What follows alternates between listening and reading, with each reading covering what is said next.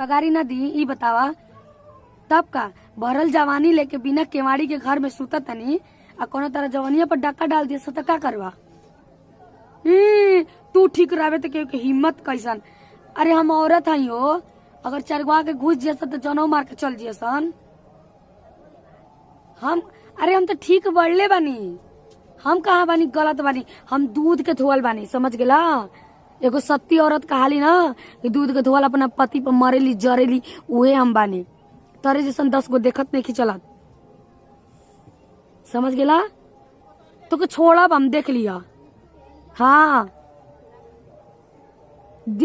और का रात भर कहाँ ऑनलाइन रहेला हो, देखे नहीं ना हम कजल सूत गलिया सब देखे नहीं आ कुके नहीं।